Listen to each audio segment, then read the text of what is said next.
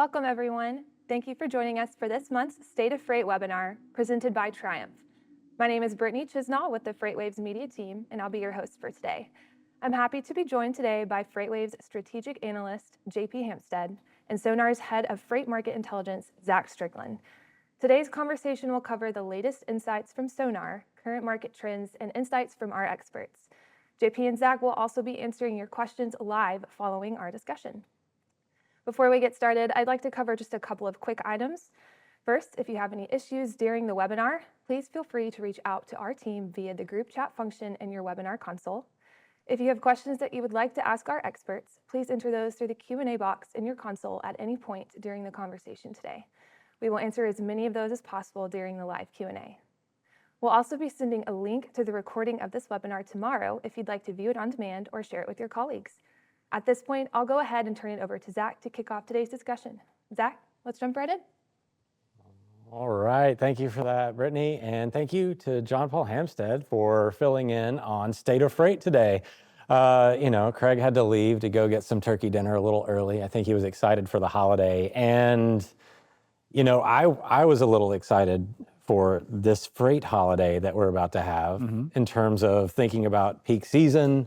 It's the time of year where we start to think about all the freight that moves. It's retail heavy, that's big, bulky freight. I came from LTL, so a lot of that high class freight that takes up a lot of space on the truck really kicks off the season this year. And of course, I think one of the things that I've gleaned since I've been at FreightWaves is that peak season, I think, is kind of falsely associated with spiking demand. And not that demand doesn't increase this time of year, but it's a very specific type of demand that increases this time of year. Yeah, it's specific lanes, it's time-sensitive freight, and it's in a capacity situation that's more and more constrained as drivers care about home time and things like that. So it's sort of like a combination of all three of those things. It's not simply the fact that more freight is suddenly being moved. It's the kind of freight, where it's being moved, and the velocity at which it needs to be moved. Yeah, let's pull up the first data point that I want to lean into here, get the demand side out of the way, and it's going to be the outbound tender volume index, not the rejection index. I'll get to the rejection index because I think that's the more important one to look at. But the tender volume index, not very impressive at this point, JP. We've got this big dip, we're down 11-ish% if you look at the lines. We're, last year at this time, we actually were having declining volumes too going into the holiday, which again, a little counterintuitive, but we're a bit anemic on the demand side leading into the holiday, and it's picked up a little bit here in the last week or so, as you would expect to. It's long haul demand driven, maybe some last minute shipping coming in, but not a robust growth. No. Truckload volume has been weak, for basically the back half of this entire year. Right. It's been really underperforming. Intermodal has been holding steady, roughly even with year-over-year comps, and I think year to date it's still up about 3%. Right. But that segment is not nearly large enough to account for the weakness that we're seeing in truckload volumes, and I think a lot of it has to do with shipper psychology. The inventory cycle, right? We had, over the past few years, we've been talking about an adjustment toward just-in-case heavier inventories. That's starting to get a little too expensive, and potentially anticipating an anemic or kind of soft demand or sales environment going forward. I think that retailers in particular are happy to kind of burn those off and let those run down. We're starting to see that, but yeah, demand is really what's holding the truckload market back. And I think in years past, Zach, the constant refrain has been sort of, it's not that there's no freight, it's just that your perspective as a single transportation provider limits you, and it's being distributed over too many carriers. Right. That isn't the case now, and I think there is real weakness in overall freight volumes, and that's what's preventing, for example, positive year-over-year progress in spot rates and things like that. Yeah, because this time last year, I know Craig and I were talking about how this was this was the definitive end of the freight recession and the market was flipping. He's taken a lot of grief for that over the last bit. But I mean, most of my response to a lot of the people that are in the shipping community, I'm like, well, how did your budget fare this year? And most of them are like, yeah, fair enough. They didn't have the same season or the same year that they thought they were going to have either. And of course, that translates to freight demand not being there. The more important chart, I think, to look at this point of the season, because like you said, overall demand can be sliced into multiple different ways. Some people can have varied experiences throughout that. Tender rejection rates, however, are they're more reflective of how evenly distributed that demand is getting. Yeah. And what we're looking at here is a chart of the outbound tender rejection index. And you can see there that it is starting to pick up a little bit as we hit into the December month. And it's seasonal. Tender rejection rates going up slightly here over the last bit, but it's not really, it's not taking off like we would expect it to. It's not taking off, but let's keep in mind that this whole year has seen higher magnitude seasonal shifts than in the past 2 years on this chart. Like, go back to sort of beginning of produce season, get the kind of end of March, beginning of April spike. That looks much healthier this year. The July 4th spike, greater magnitude. Back to school at end of August and beginning of September looks a bit stronger this year than it was in previous years. So there is evidence to still say that like the truckload market is more sensitive and more imbalanced than it has been. Mm-hmm. But yeah, it's not. I mean, it's not necessarily translating into rates per mile. But we'll see that. We'll talk about why. I apologize. The chart that I'm seeing on the screen doesn't look like it's the updated version, the one showing in November that I'm looking at here. So Cody and the back team, let's see if we can get the updated chart there, because that one is from in the summer months that I'm looking at. So the rejection rate, for those of you listening or at home, 6.79%. It's slightly above the 6.5-ish% point that it was last year. The slight growth, still an incremental growth. I mean, I think the takeaway from the two charts that you were looking at is about the same, is that we've had this incremental tightening of capacity that most people would not have felt, or they don't feel it significantly because it's not happening quickly.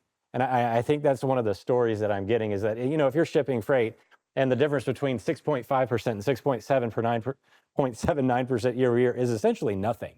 So they don't think that it's meaningfully tighter year over year. However, you look at this chart over the last 2 years, it has been slowly getting higher. So these increases are just not easily felt as much. Right, and you talk to if you talk to like individual brokers and show them these charts, and they're kind of looking at their own books of business, they don't necessarily have access to company-wide like margin or profitability metrics. Like they all have very sort of mixed views on where the impacts are happening and what the causes are.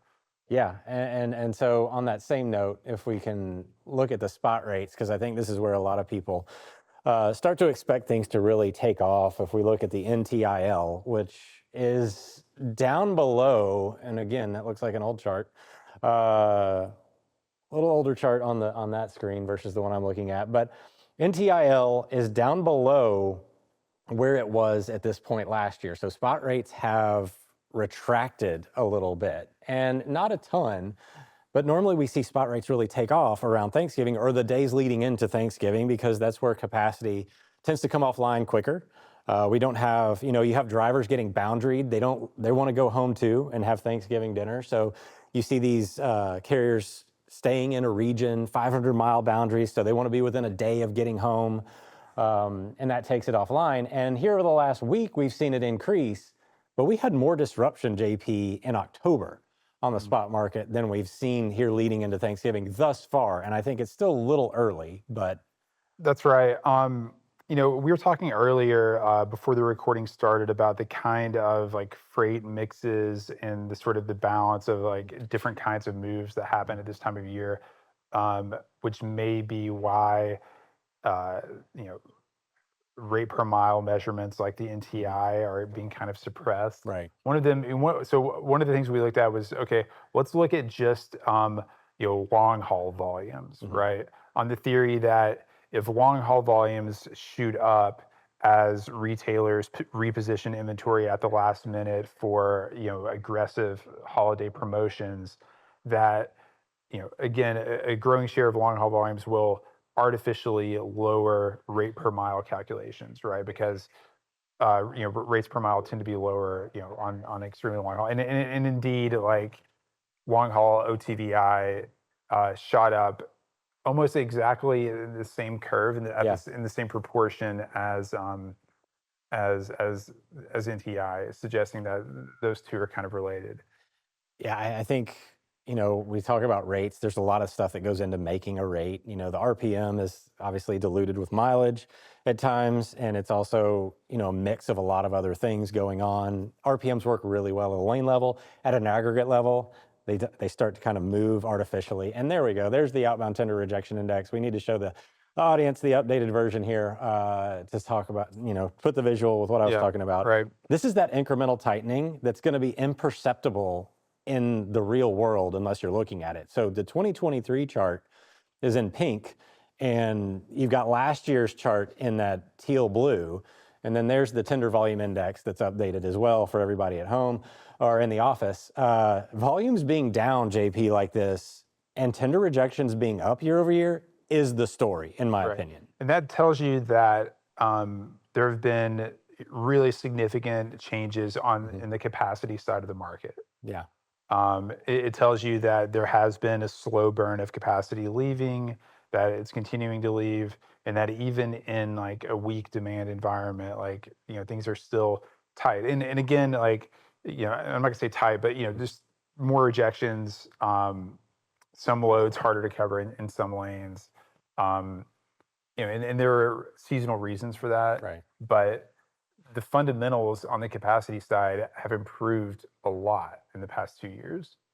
Yeah. It's the demand side that's holding the market back. And I think that's the thing to really talk about is that capacity has really eroded because the conditions for carriers have been very bad. I mean, I think I saw some data that said the TCA, a lot of those operators are basically just losing money just to stay alive. Like their ORs are above 100, which is, you're losing, it's a 101 OR means that you're losing a penny for every dollar you spend on moving freight.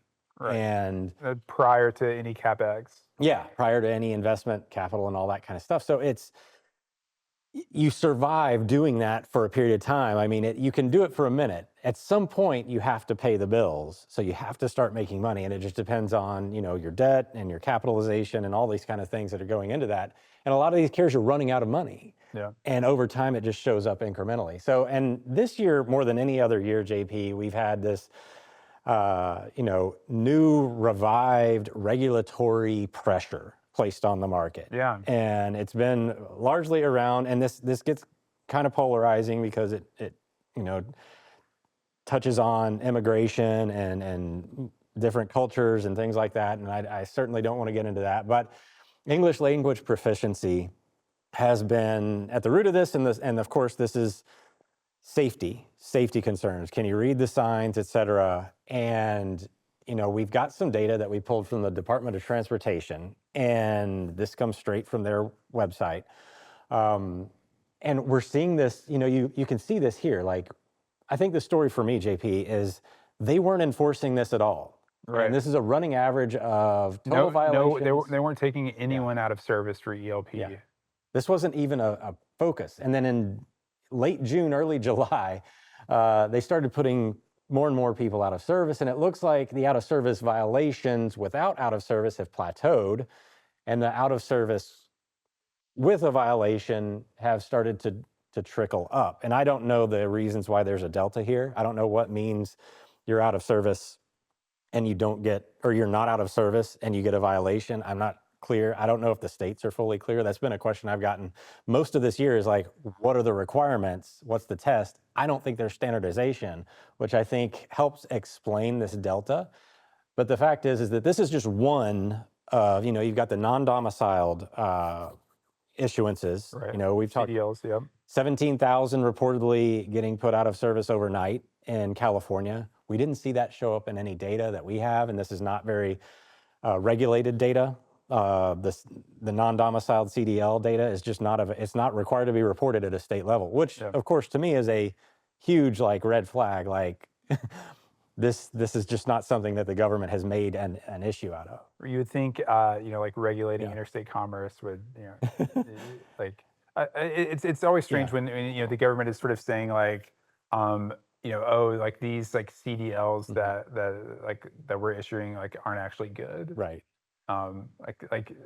That's to me. Eventually, it has to fall back on the FMCSA to like completely, sort of change the way that they certify not only like the training providers, but the fleets themselves. I think Craig has gone and talked about the CDL mills, about how there's just not a lot of standardization or stringency around getting or obtaining a CDL in the United States, and certainly not in other countries. Like, and not to say that they don't do some sort of standardization or say that all of these practices are insidious in some sense. It's just there's clearly not been a focus on quality. So I've been actually talking to some interested parties in this about this problem, working with a couple of like driving schools and things like that who are trying to like clean up that part of the driver pipeline. Right. I think the FMCSA's database of like certified like training providers or whatever, right,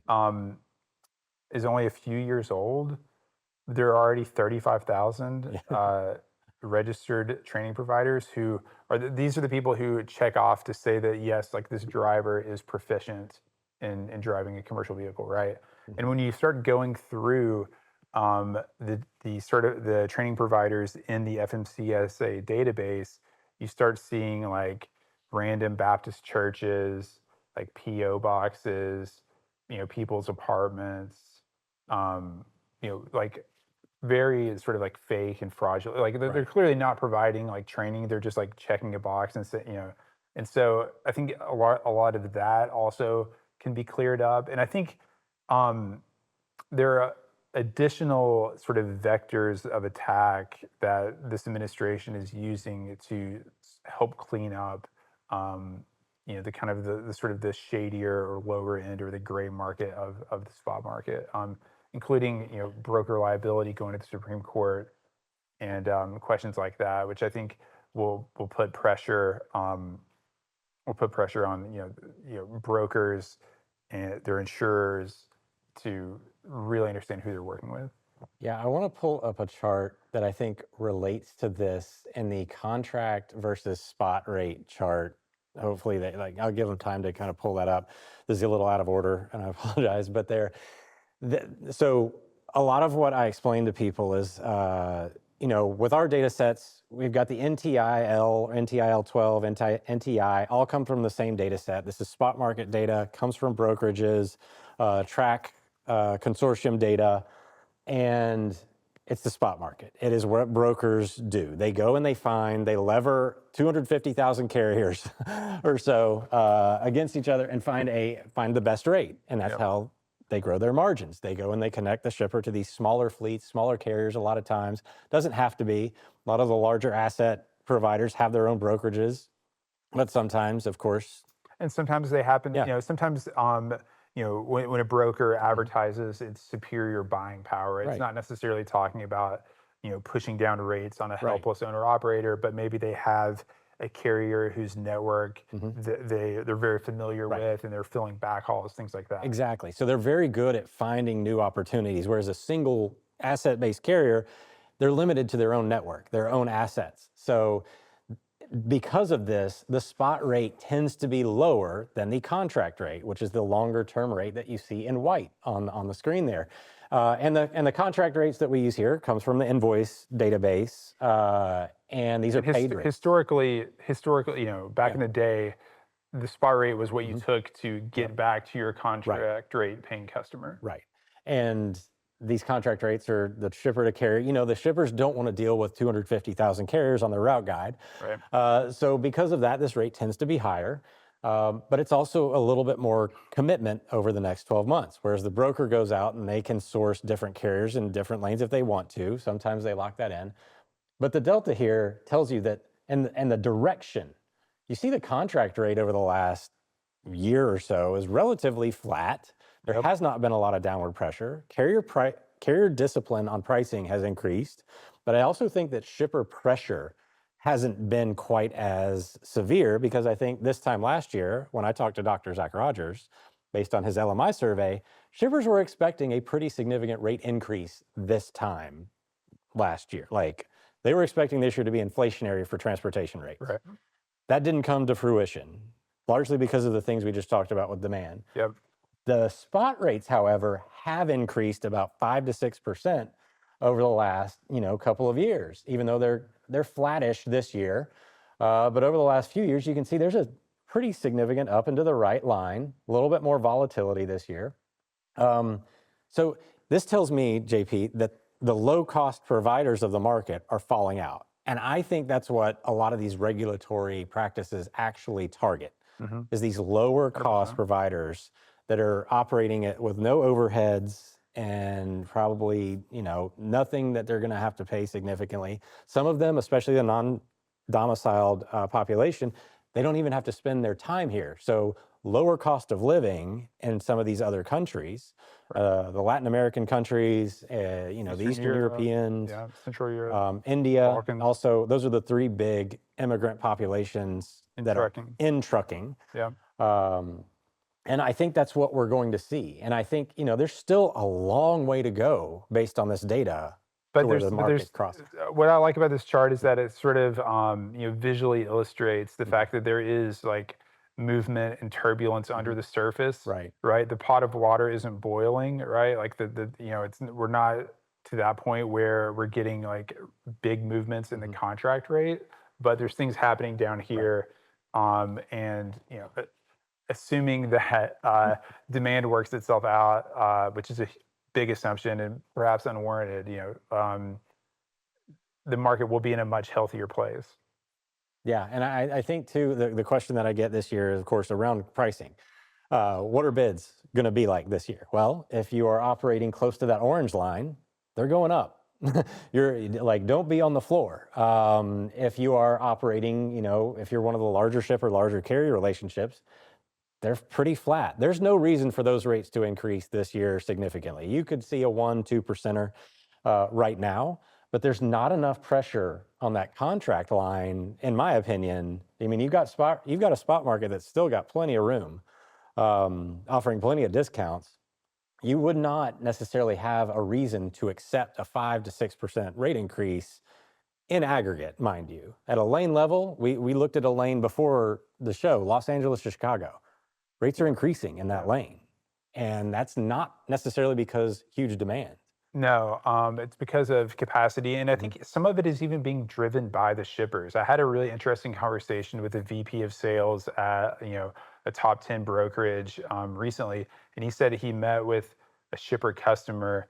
The first question the shipper asked was, "How are you vetting your carriers?" And he actually works in a cradle to grave model, and he felt that was like a point of differentiation when it came to that conversation, because he can kind of say like, hey, I'm not just throwing your freight on an internal load board where a bunch of guys are trying to move it for like the lowest dollar possible. Like, the person selling the capacity is the person moving it. I know these carriers personally. And he felt that if he could take, I'm talking to the brokers out here, he felt that if he could take, sort of concrete anecdotes and stories about real carriers that he worked with and kind of speak to their quality, that went a long way in that conversation, because shippers are worried about liability as well in this market. And I should say that the other interesting place where we're seeing a little bit of regulatory pressure on the sketchier side of the spot market has been in the FMCSA's sort of renewed enthusiasm for decertifying ELD providers. I don't know if you've been following this at all, but the ELD provider, the FMCSA allowed self-certification for a long time. There are lots of bad ELD providers that change people's hours of service and Sure. let them sort of run illegally and things like that.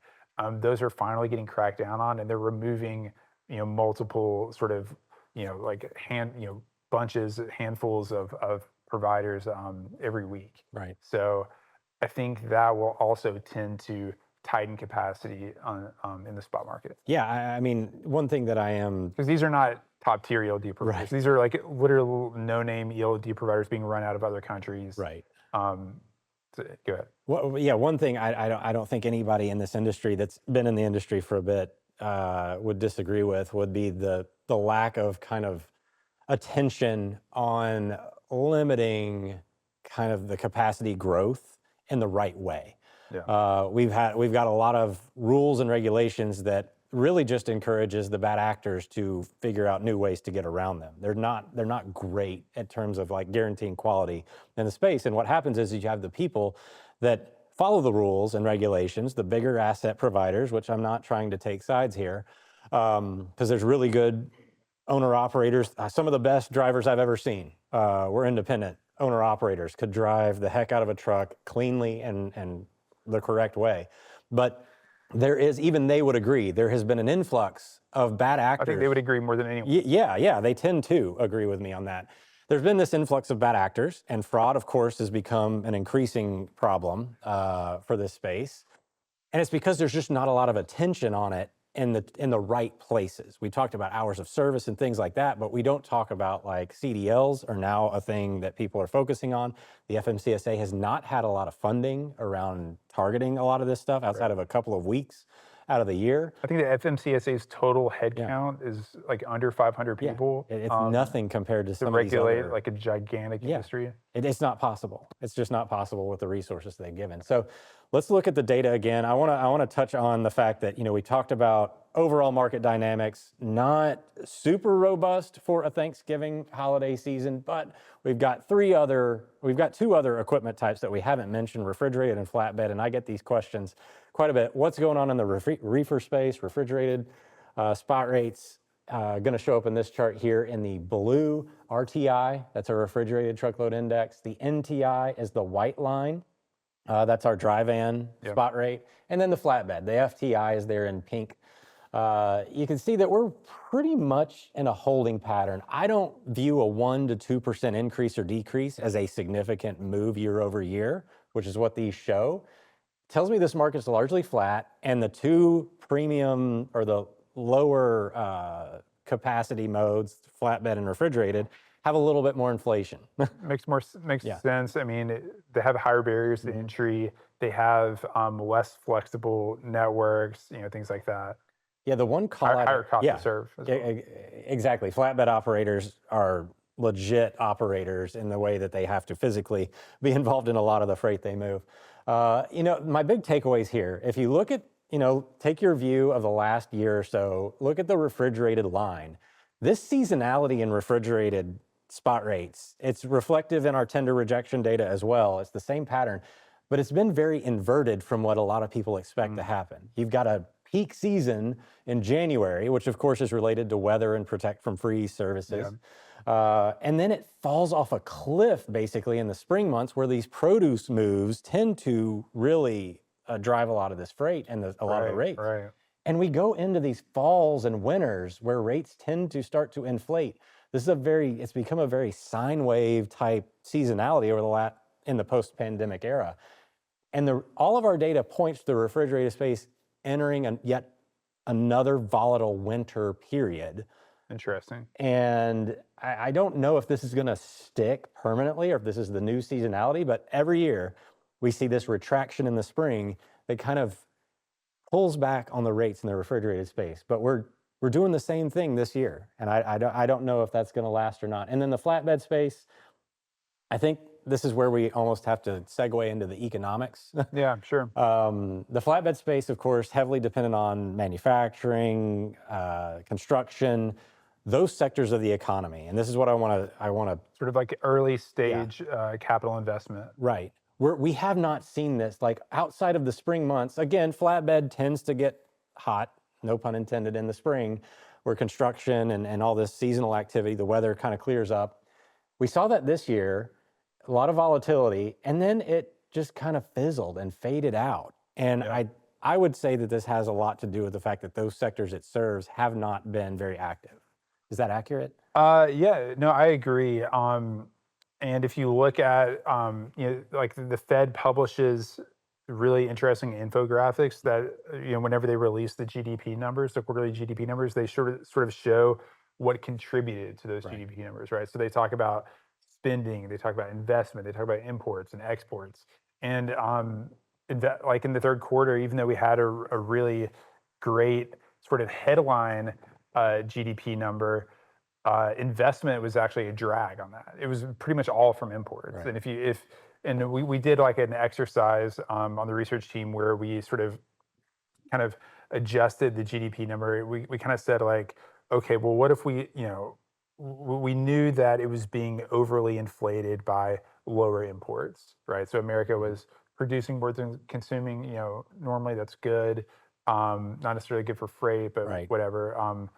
The way that GDP is constructed is supposed to be positive for the economy. But what we did was we said, okay, well, let's just readjust this GDP number with the same trade balance from 1 year ago. Right. Kind of removing the artificially low imports, and basically like it would mean that GDP growth was like flat, right? Like really nothing happening. And so the investment hasn't been happening. We've seen a ton of news out of the White House about sort of face-to-face bilateral deals that President Trump is very good at negotiating and getting people to sign on. But we have to keep in mind that like the bigger these numbers are, the longer they take to come to fruition. And I'll just give like one example. Like I kind of did a little bit of work on this when Tim Cook announced, we're going to invest $500 billion over the next 5 years. Okay, no, it's going to be $600 billion. And, the number kept getting bigger. I was sort of like, okay, what does this mean? Right. And when you dig into it, first of all, Apple spends quite a bit in capex every year. So we're really trying to analyze kind of the incremental upward adjustment to that number, the number that they would already be spending. But a lot of it has to do with them, onshoring things, working with their suppliers, building things out. They're doing a big multi-billion-dollar expansion of Corning glass in Kentucky, which eventually, when it's done, Apple says all of the iPhone touchscreen glass in the world will be made in Kentucky. That's great. They're literally building like multiple billions of dollars of production capacity there. But right now, if you went to Owensboro, Kentucky, or where I think that's where it is, you'll probably just see like excavators moving earth. Right. Right. like this. These huge projects that sound really cool aren't going to start contributing to the economy for years. Right. Yeah, they take a long time to produce. And especially freight. I mean, do you want to talk a little bit about just the effects of the kind of the ongoing tariff situation and how it impacts shipper psychology? Yeah, I think that's really been the story this year from what I've gathered, both anecdotally and the data really supports this. Like if we pull up the inbound ocean TEUs volume index, the container, this flows right well with your GDP conversation too. This has been a very challenging year from a procurement standpoint for shippers. You were talking about investment. Like what are tariffs supposed to do in the long run? They're really a negotiating tool, but they're supposed to, in theory, it changes the math and allows products built in the U.S.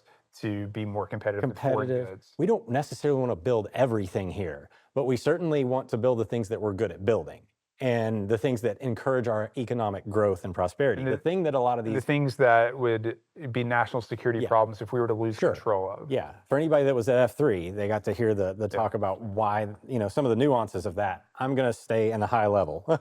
But the thing that a lot of companies and businesses have been struggling with is after the pandemic, they were in China plus one strategy. We heard that a lot. It's like, we're going to source from China, but also one other country. What are those countries? Well, they're countries like India and Mexico and Canada, where were some of the first levies of tariffs placed were, on people or on countries that we thought were safe havens away from the target of the Chinese rhetoric, which a lot of both parties agreed with. This year, you can see it reflected in the IOTI. You see this, of course, the first part of the year is a typical Lunar New Year. We get a lot of our freight. About 40% of our imports from the maritime sector come from China or have traditionally come from China. That's changed this year. Fast forward to about March, April, you see this bump there. That was the first Liberation Day tariffs, and then you have this crater in May.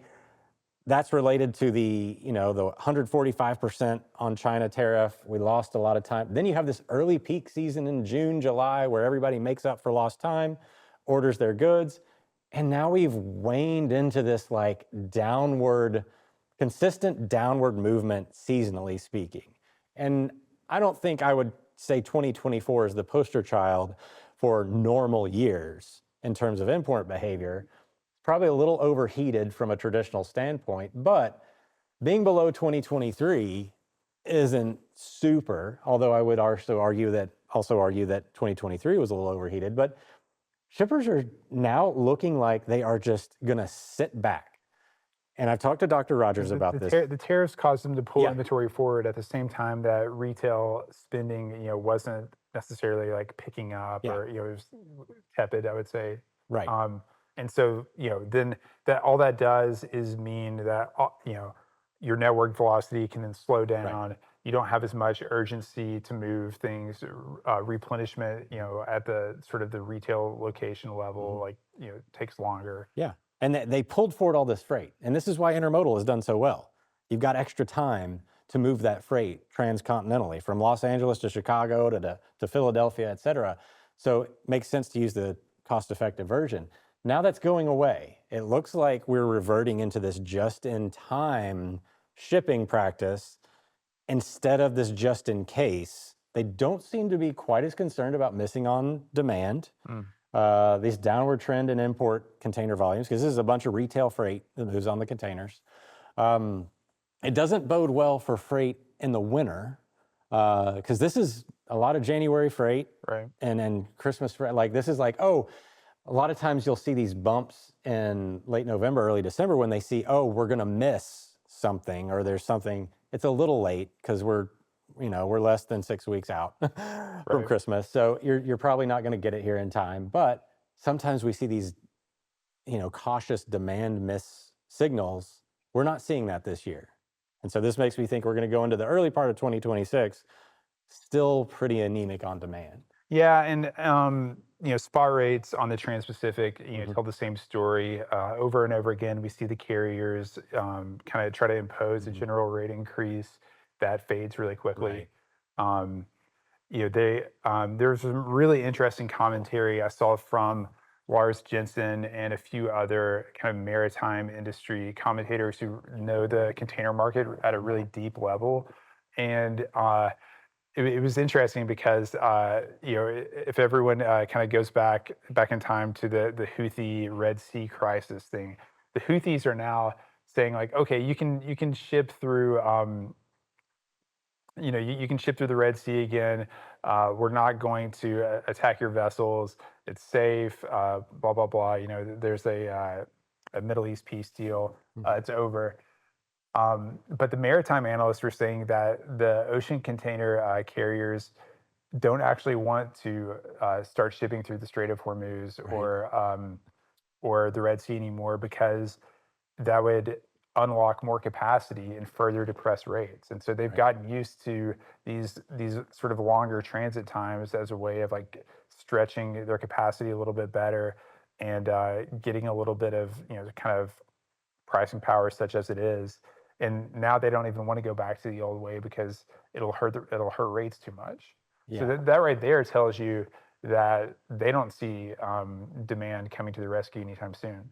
Yeah, and again, they've been building boats or ships. There's more capacity there today than there was 2 years ago. Yeah. And I think that's kind of where we're at this point. We're in this kind of weak economic situation. We've got the truckload market is getting tighter very slowly. We've got some additional pressure now from regulatory behavior.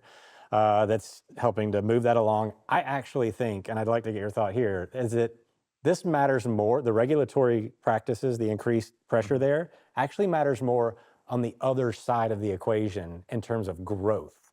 If we continue this kind of stricter regulatory behavior practice, which I don't know how long it's going to last, but I think it inhibits growth more than it reduces. You're saying current that once the market turns, Yeah.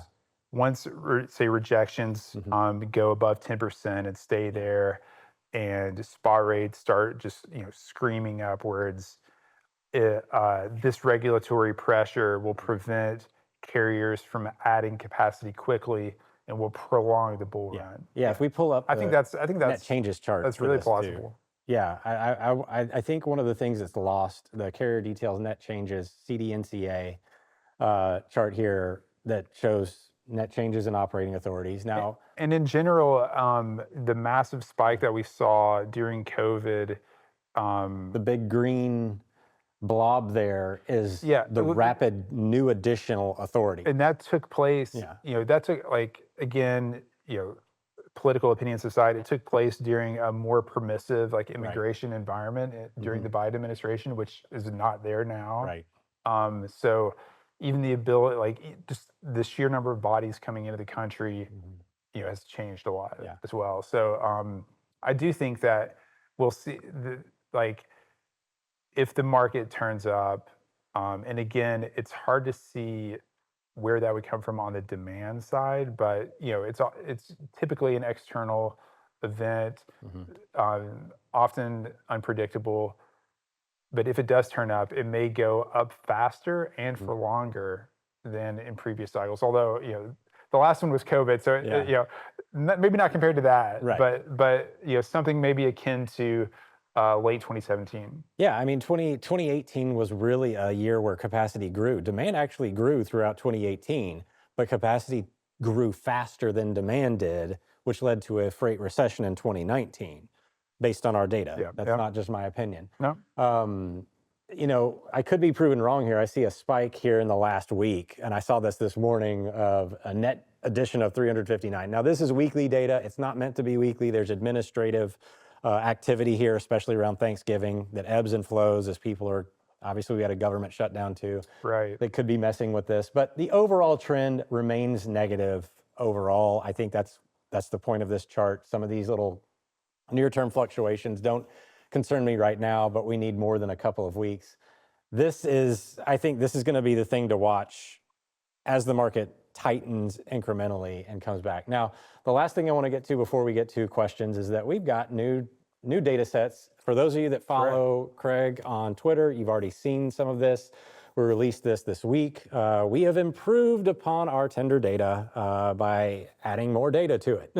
So just increasing the sample size. The sample size of the tender data. Can you kind of characterize the differences between previous data, the new data set, and kind of where we may see some finer grains? Yeah, I think, and I say improve kind of tongue in cheek because we literally learned nothing from this data directionally speaking. If we go ahead and pull up the STRI, the SONAR Truckload Rejection Index, I have this layered on top of the outbound tender rejection index. You see directionally, there's almost nothing here that tells us different. So it means, yes, you had a statistically relevant sample, something we knew. We've had this data for a few years now, but now that we've added on to it, it's going to be denser, more robust. It only makes it, stronger in terms of representation, even though the representation obviously didn't need a huge boost here. Now, the one thing to know about this is that we did boost our refrigerated reefer data by a good clip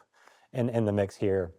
This data set does look a little bit more stable on the demand side, and it's got a shorter length of haul involved in it. So it's more regional freight, more stable freight. So it's the stuff that's more domestic, CPG Interestingly, the way I think about reefer and especially food and beverage is that the absolute demand is more stable overall, right? Because we're talking about sort of biological sustenance at some level, right?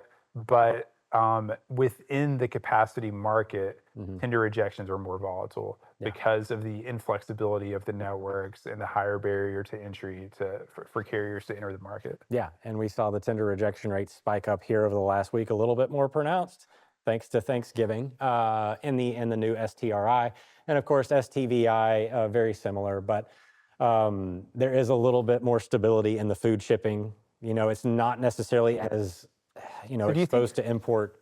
So if we're speaking to, say we're speaking to SONAR customers, would you say that this data may improve some like fine-grained like reefer benchmarking? Absolutely. You get into deeper down into like your sort of less dense lanes, that kind of thing? Yeah, absolutely. As a data nerd, like I always want more data. Yeah.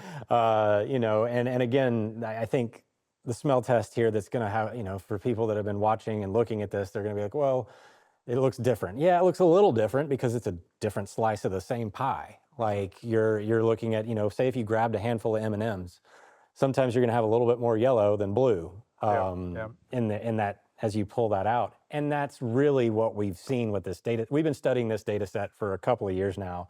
And that's why we decided to release, because it's like, why wouldn't we just have more data in this? And you look at the STVI now, the SONAR Truckload Volume Index, it is a flatter demand situation, although you see during COVID there, it actually got a little bit more elevated than the OTVI did.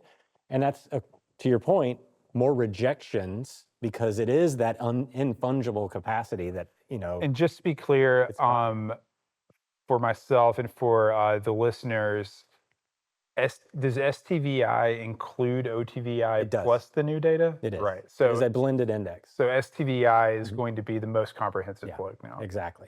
Got so it. We're keeping the OTVI in there, of course. We'll talk about it on State of Freight and various shows that we have and things like that and in our articles. But, as you adjust over time, obviously, having more data, you'll get a historical perspective, et cetera. Yeah, people need historical comps. A lot of people have API connections set up to pull certain tickers that have to be maintained and things like that. So. All right, with that, I think we should leave a little bit of time for some Q&A, Brittany. So Cool. I'll hand it back. Sounds like a plan. We do already have a few questions that have come in. I'll start with this one.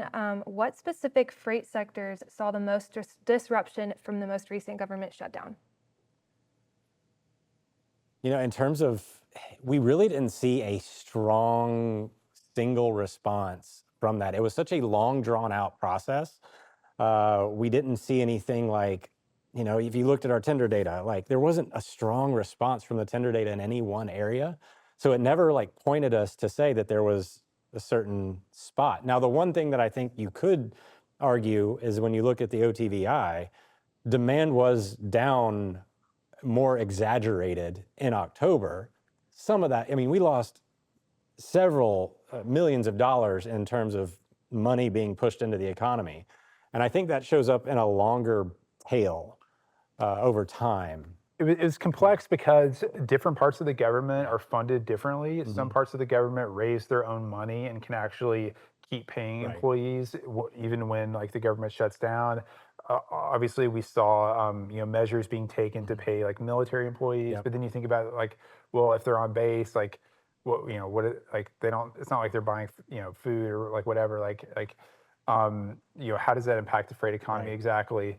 Where we did see it was looking at Bank of America card spending data. So the federal government shutdown began on October 4th. I believe it ended around November 12th. Yeah. About 6 weeks, 5 weeks, something like that. And we saw a spike upward in the first week because that correlated with Amazon Prime Day, which was actually quite strong this year. Right. But then the following 4 weeks were the weakest spending weeks of the quarter. Yeah. And the hole kept getting deeper as the government shutdown went on. So it was having, it was suppressing retail spending, probably not enough to affect freight volumes at a macro level. Yeah, the freight volumes themselves, it's only, like I said, it's probably going to have a longer tail to it, and it's going to be flatter. It's not going to be an aggressive move. But we did see, and again, keep that in mind when you're listening to retail sales figures for October. that we're not going to get for a minute. But it's going to be heavily concentrated into 1 week of spending. And then, of course, as the longer the government shutdown went on, it probably influenced retail more than any other. It was hard to tell, like, because we weren't getting permits. But again, a lot of these things have a long tail, and they're now getting caught up. So I don't know if we're going to see any one. And we also saw, sector retail had just gotten to the point where they were starting to sort of burn off inventory and see like net reductions in inventory. So it was kind of like already at an inflection point where they were going to start moving freight again. Right. You know what I mean? Yeah. So it didn't have a massive effect on freight. overall freight movements. Cool. I've got 2 questions that are kind of similar, so I'm going to try to combine them here. Based on everything that you guys have discussed, are there additional protections or strategies that shippers should be looking for in their agreements with brokers and carriers? Yeah, I mean, focusing on quality of provider has never been more critical at this point. I mean, I talked about and alluded to the fact that, you've got these larger entities which tend to be a little bit more by the book in general, just because they're held more accountable there, because lawyers really like to target the larger entities because that's how they make a lot of money on these settlements. And so having a little bit extra vetting process there, making sure that your relationship is stable from a shipper perspective is obviously critical. And this is going to be hard because the shipping community, you've got a CFO, and traditional relationship is the transportation department, supply chain manager, CFO, like they kind of report up into that general direction. And the CFO doesn't understand transportation markets very well. They don't understand that there is a growing risk involved in attacking costs purely in this environment. Doesn't mean that you can't attain some costs strategically, but in a long-term environment where you know that a market is increasingly fragile, you do not want to be on the floor. You do not want to be buying the cheapest product because that's the first product that's going to break. So the last thing you want in your supply chain to break when demand does return, because that means that if transportation isn't there and at some point in the next year and you're the first one out, that means that you're going to miss out on this gravy train of economic activity, and you're going to miss demand, which is far more costly than that of spending an extra couple of % on a transportation budget. Now, that is easier explained to a transportation professional than somebody who is not in the transportation space, but I highly recommend, I didn't pull up the chart this month, but I've written and I've put it on FreightWaves.com. There's a chart it combines tender rejections and tender volumes. Tender volumes have come down over the last 2 years. Tender rejections have gone up. That is what's happening. That is the direction of the market. Even as demand has come down, the market has tightened. This is very counterintuitive. And it means that the capacity side of the market is transforming. And if you listen to what we said earlier on this webinar, there are reasons, a lot of them on the regulatory side, for us to expect that the next upturn that does take place will be sharper and hold sort of more persistently than perhaps previous cyclical inflections. So that, from what I understand, shippers and brokers have been communicating really well with each other over all the chaos of this past year. That needs to continue. Brokers are actually under significant financial stress, and if spot rates run up on them, shippers who want service will need to work with them and make sure that they're actually, not only that they're maintaining their margins, but that they're that they're solvent. Yeah, this market from a shipper procurement perspective, it makes an argument you really need both the asset and the broker in this space, because the broker will help you hedge any market directional shift that you have, because they're going to take that risk on for you in theory. As much as they can, for as long as they can. As long as they can. There'll be a point when they can't. The carriers that you got to have the asset-based carriers too, because they're going to provide guaranteed capacity for you. Like they're going to try to serve you as much as they can. They're going to be a little bit more expensive in this traditional aggregate markup, but it also means you're going to have some stability there. The brokers are going to help you also hedge your exposure to the overall market swing. So I think that shippers that are like planning budgets need to run exercises with like multiple scenarios happening, and they need to be ready to, uh, you know, if the market changes next year, they need to be ready to sort of like, Yeah. flip the page and go to the next part of the playbook. Especially if you're a seasonal shipper. Yeah. Like, make sure you are like, if your season is in September next year, you really need to make sure you're prepared for that. If you're over the winter, I mean, watch the Weather Channel, because that's been the big disruptor over the last few years. Awesome. JP, you mentioned financial stress in regards to brokers, but this question, maybe you can expand a little bit more on what is the number one challenge brokers are facing right now? That's a good question. They're facing a few really strong ones. Now, the first one is the fact that the brokers have been having to win freight volumes and business by being the lowest cost provider for the last 3 years. If they are offering managed transportation, which is the playbook traditionally, is to flow into contracted freight and manage a book of business on the long end, that means they're offering the shipper, a rate consistently. If the market were to flip and we were to see rates inflate quickly, as they typically do in market flips, that means that they are going to have to deal with a potential underwater scenario where they've guaranteed $2 per mile to their shipper, and all of a sudden they can't buy a truck for less than $2.30, which means they're going to lose that business, or they're going to go underwater quickly and lose a bunch of money. That's probably this is the hardest environment for a broker, because they want to stay in the game, and they do that by finding low cost, but that low cost could go underwater quickly. That's right. I mean, they're facing a higher, capital costs, credit costs.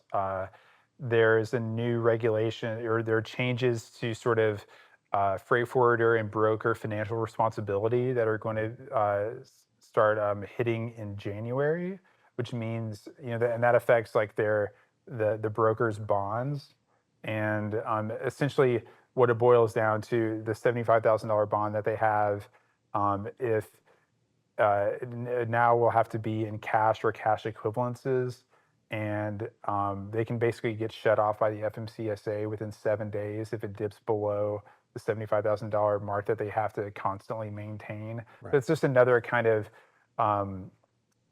thing that consumes their working capital. But yeah, no, I think you pretty much nailed it. And just in general, their cost to serve, the cost of their people has gone up.